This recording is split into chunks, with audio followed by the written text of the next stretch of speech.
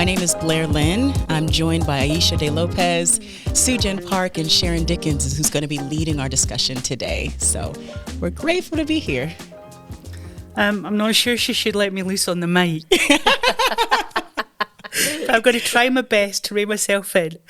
When we were thinking about comforting the poor, it was one of the few sessions that I thought, this is what I'm passionate about.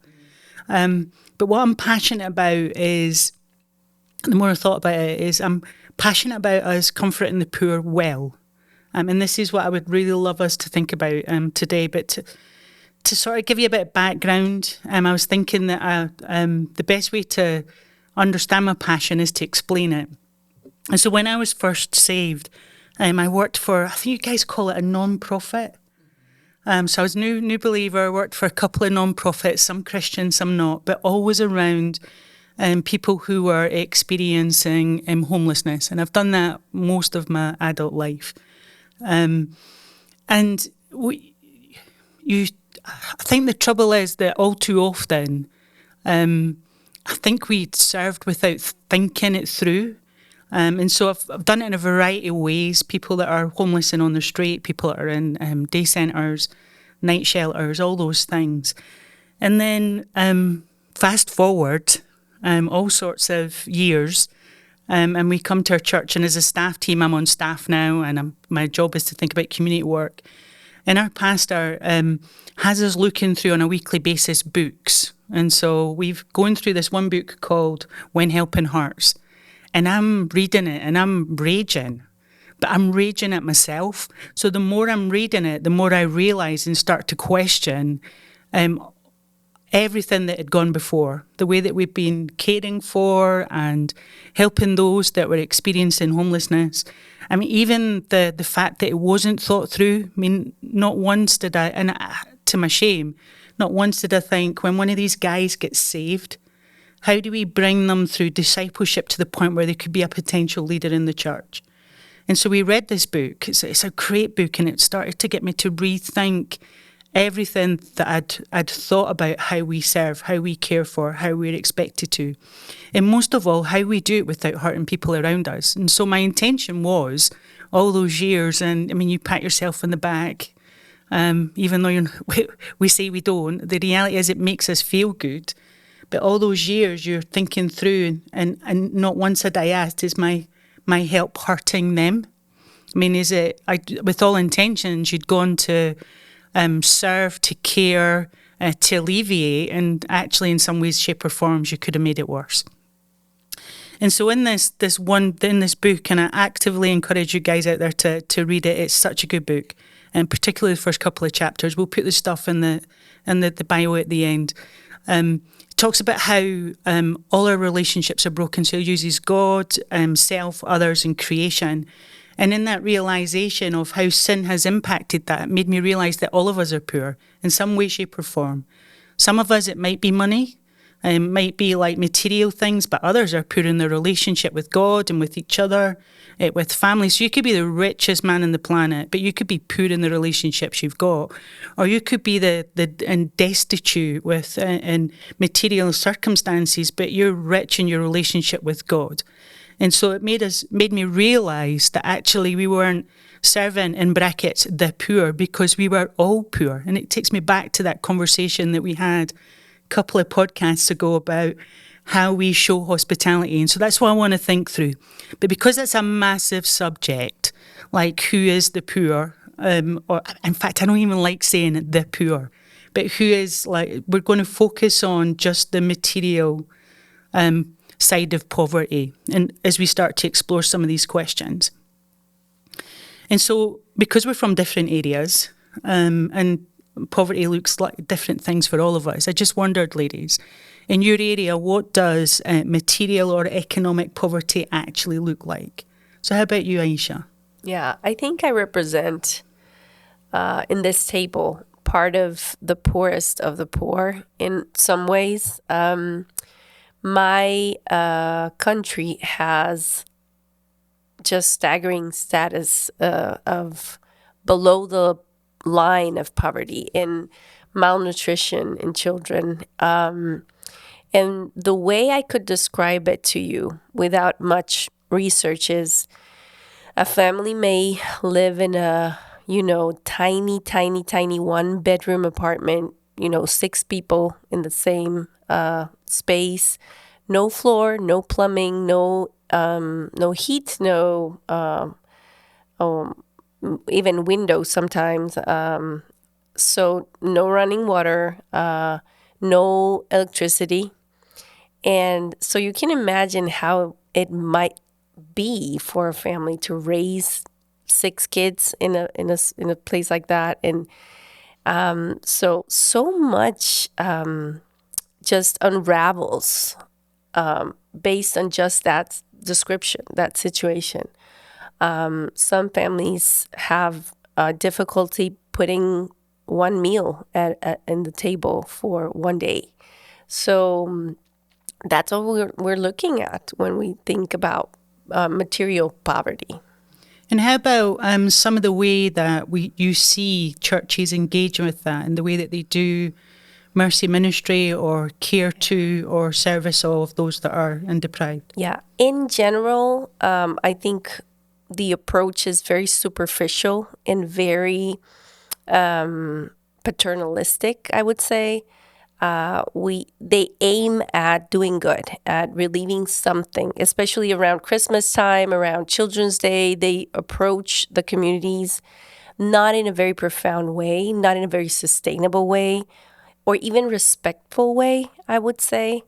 What this book mentions, it's basically the savior complex. So you go in there and you think we are, paying them so a favor. And so it's a very vicious cycle. And there are even ministries working in very deprived areas, the dumpster areas. And I don't think it's the best model. They've been there for a long time. They do a lot of good.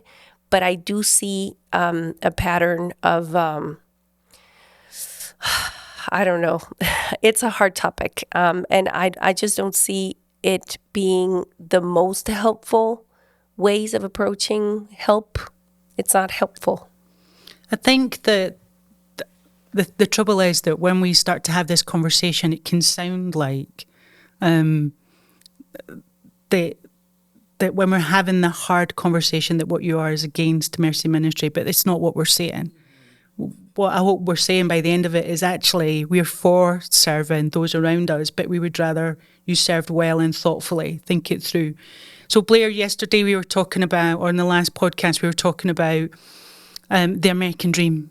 Like, you guys have got all, or we think you've got all. That's what television tells us. So what is deprivation and poverty look like in your area? And then what are some of the ways that, either good or not, that you've seen Christians engage with that? Yeah, well, I mean, I think it's helpful to kind of break down like 2 categories. So you have like absolute poverty, which is severe deprivation. So basic human needs are not met: food, water, shelter, education. And then you also have a relative poverty. So that is more, when we look in the United States, you have a poverty line or a poverty threshold, So, for a family of 4, for example, it would be about $27,000 a year. And if you're making below that, the government basically says that you're not able to sustain yourself with all of the things that you need in order to live. Now, in the United States, there are 37.9 million Americans who do not meet that threshold line. And that's about 12% of the population. And 12 million of those people are children. And so, and where I live, so I'm now in Philadelphia, Pennsylvania, the rate actually is double. So Philly's poverty rate is 23%, which is, it's double than the U.S. average. And so, what we do, at least at our church, I would say, I think that we do a really good job of having mercy ministry.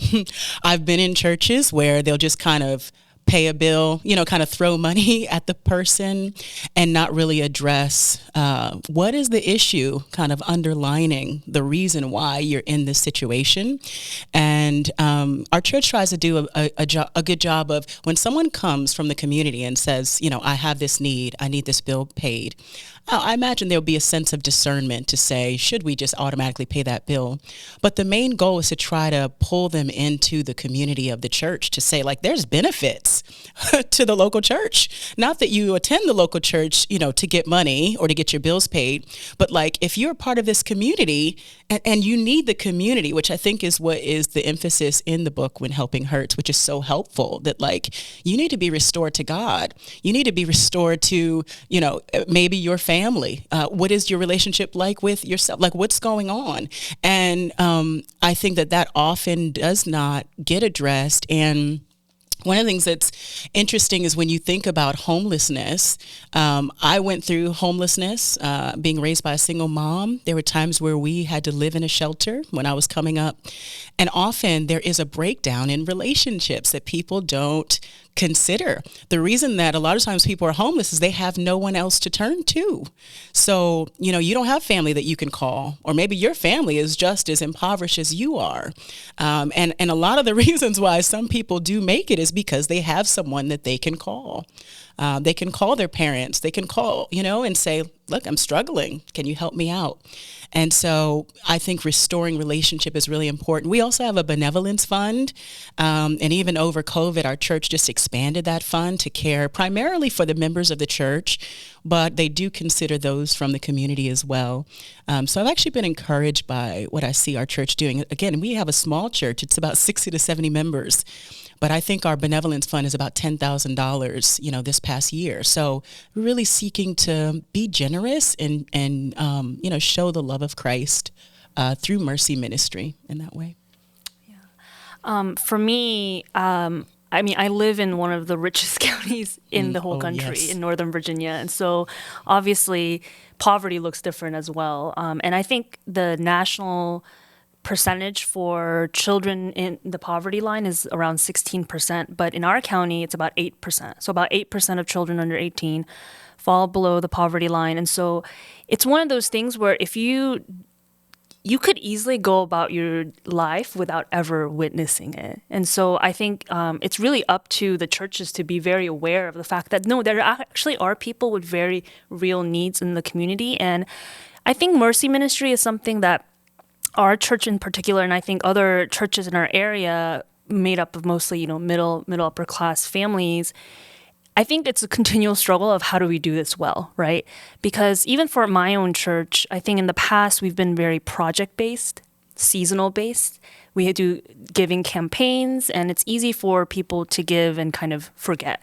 But we've been moving towards more of a long-term sustainable model where we partner with a local school. So in America, we have schools that are considered Title I schools, which means a certain percentage of the students in that school qualify as low income, and they depend on free or reduced lunches in the school, and that's how they measure it. And so we've partnered with a Title I school that's actually only like 10 minutes away from our church. And how it happened is during the pandemic, all the kids who depended on the school for breakfast and lunch were no longer getting meals. And so what we started doing is providing lunches for those families who would normally depend on the schools for their regular meals.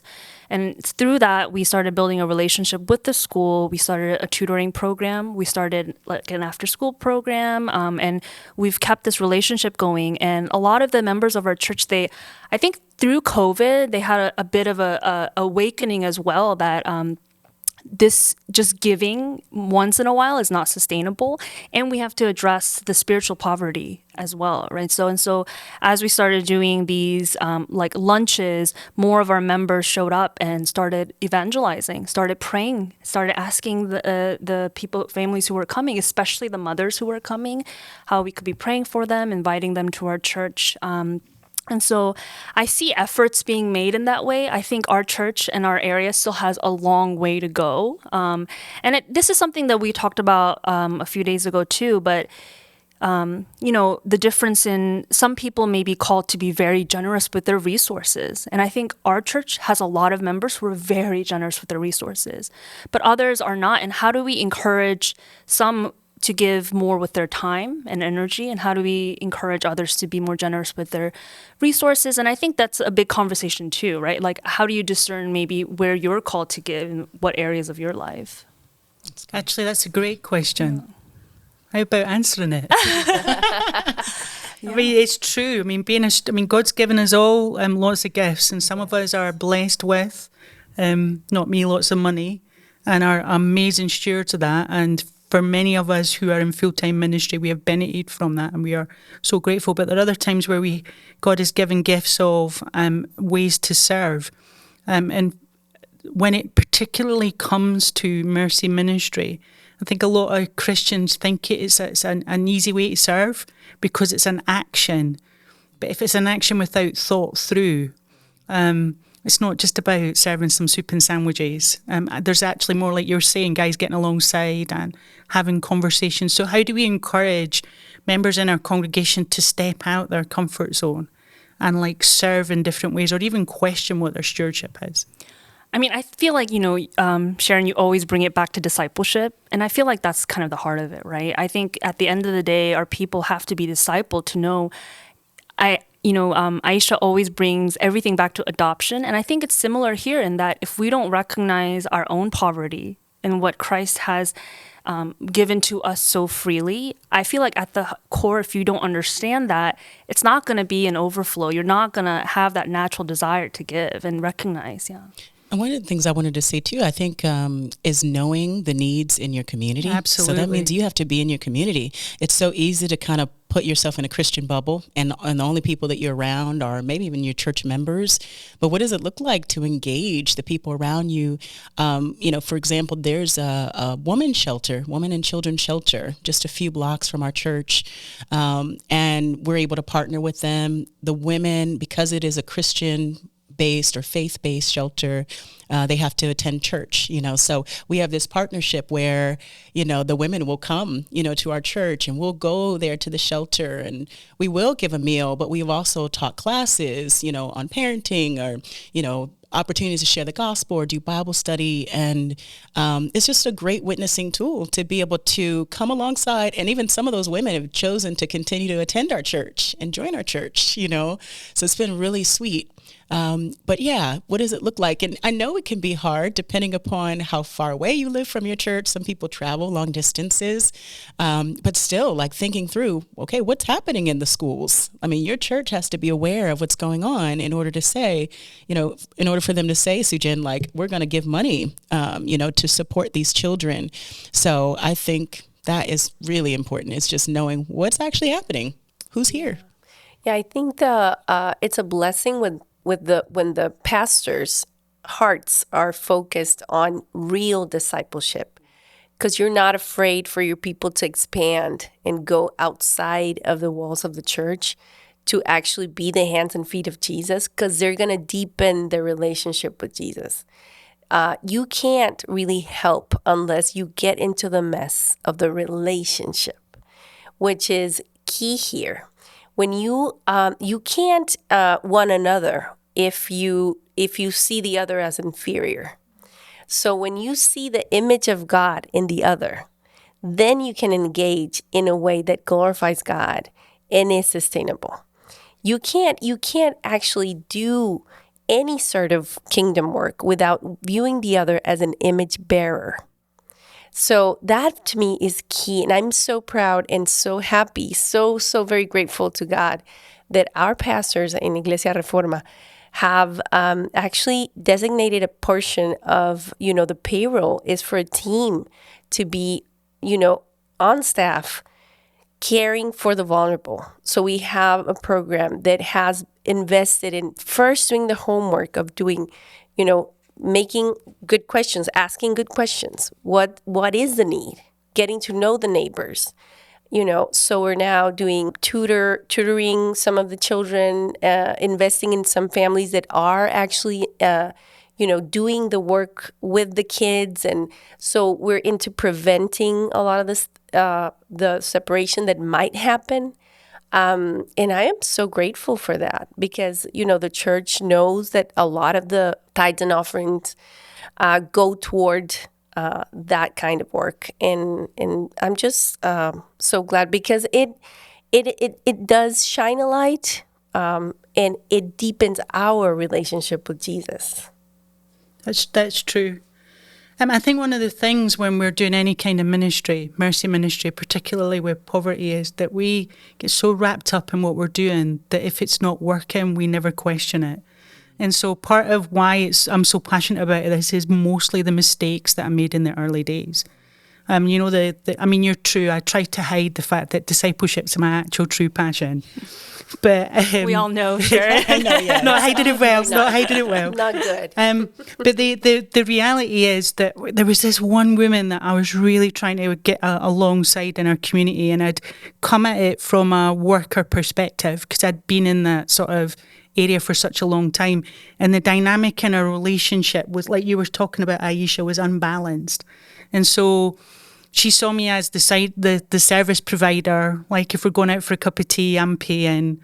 She'd be like, when are you taking me for breakfast? I mean, all those things. And I learned really quickly that what that done is that closed so I served her, but I was only serving her physical needs. That the door, because of the relationship dynamic, had been closed to proper, deep evangelical conversation. So it was hard to talk about the gospel when all she really thought about was me meeting her needs. And so changing that dynamic was hard. It's hard to turn the tide once you've gone in that direction. But making sure that I thought through what I did. So simple things. So the next time I engaged with women, I drove them to the food pantry instead of giving them food.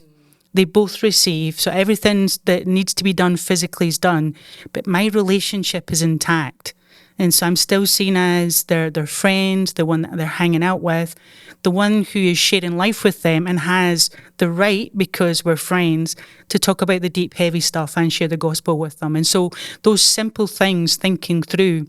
But to get to that point, we need to admit there's mistakes first. It's interesting because what you're doing is you're restoring their dignity to some degree, and and even the dignity of work. There's an article that was really wonderful on the Gospel Coalition called "Why It's Better to Trade Than to Give" by Justin Lonis, and he talks about that. And yes, there will be certain circumstances where we'll just need to give, or meet an immediate need. But what does it look like to actually encourage someone and help them, to learn the value and the dignity of work? And, he talked about like the gleaning laws, like we talked about, and how, the Israelites were to leave that seed and leave their land and allowing those who had need to be able to go, but they had to glean, they had to pick that, whatever the crop was. And he, in the article, he talks about how, there's been a reduction in global poverty due to trades. And, we've maybe all bought something that's fair trade, So let's say in Nairobi, where women in that country or women in Kenya might, create jewelry or baskets or maybe coffee, and that be used as a way to provide jobs for them and income for them. And it restores the dignity of work. And so I just think it's a beautiful testament to thinking through that. It's also a massive opportunity for us as Christians to buy sustainably and think through why we're shopping. I mean, we spent time over breakfast talking about this, but just that, let's even the simplest things, think through what we're doing. I want to do big picture stuff just as we sort of come into land and change the conversation a little bit. So in your context, what kind of other types of poverty have you seen? So in Scotland, we were talking over this over breakfast as well. I was sharing it with you and you guys are like, oh, you should share this. So I'm going to, but in Scotland, we noticed that actually one of the biggest thing for young women was period poverty. So some of our women just didn't have access to. And so over a couple of years, there was people campaigned against it. And now in Scotland, all women can access any hygiene products. Feminine hygiene products free. And so there's even like little sayings. You can go into the supermarket and go, I can't remember what it is, but I'll just make it up now. So you can go over to like customer services and said, oh, Mary sent me. and she'll give you a little bag of everything that you need. But it's that thought of one simple thing that was preventing girls from going to school, preventing them from getting education, preventing them from participating in with their friends in life because they just didn't have anything, so they stayed home. And ashamed also to deal with it. Like one massive thing, but one tiny thought can make a difference. So how about you guys? What about in your context? So Soojin, what about you? Have you seen other types of poverty? Yeah, I thought a little bit about this question when we were having the conversation, and I was trying to think, am I thinking of my Virginia context? Am I thinking of like my Korean American community? And I when I think about the just Asian American community in general, I think there's a lot of actually material wealth that's there. I think a lot of Asian Americans have, achieved that American dream, have done well for themselves, but I see a lot of relational poverty. I think that cultural divide between the generations is so deep that there's so many families that are, even though they're intact, they're not actually together. They're very fractured. It's almost like a running joke that, second generation Korean Americans, you never grew up hearing your parents tell you that they love you. It's just like a common thing. And so I do think there's a lot of relational poverty there that's caused by language barrier, cultural barriers, that's present in a lot of immigrant homes, I think, not even just Asian American. And so what kind of impact does that have on a family then? Yeah, I mean, so many as you could think of. I think it's almost as if, I know a lot of families that are, again, intact legally, but they're not together emotionally, spiritually in that manner. And so I think there are a lot of emotionally orphaned friends I have who have never really had close relationships with their families, their parents, even though they have lived with their parents. And there's so many people that I think going through their 20s and 30s as they have children and they get married, they have to go through so much healing themselves. And so, yeah, I mean, it's almost like a running joke in our culture, right?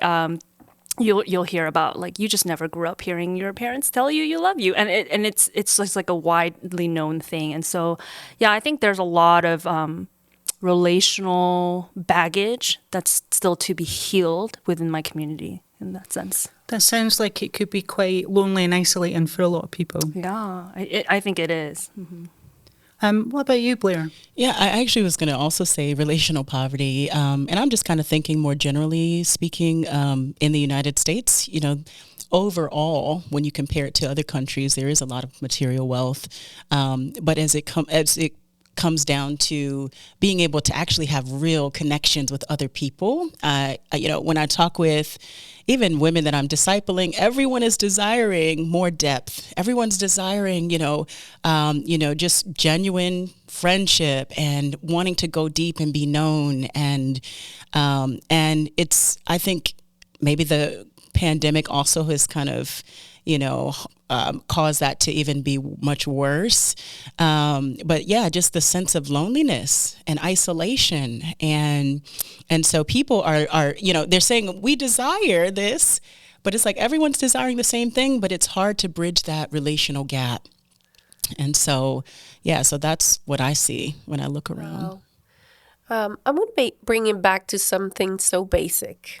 I see Guatemalans, of course, have relational poverty as well.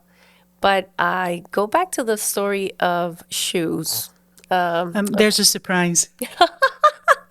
Yes. Well, I have a friend. In context for anyone who's listening, why'd you say that? Yeah. Aisha spent all her time telling us about her thrift store bargains, which happened to be $3 shoes. I know. Look amazing. I know. We have wonderful thrift shops in Guatemala, and I've been bragging on it. So yes, that's the context. I'm going to tell you a better story than that, though. One of my friends, a brother, lives in a very poor community, a ravine in my city, and he's a shoemaker. He's an ex-gang member. learned how to make shoes. How the Lord works things out. Another one of my friends, who's Tita, I've talked to you guys about her during our times together here.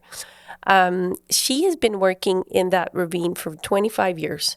And she is just a ministry that I so much respect because she bases it on relationships. So she visits and she knows the story of the people.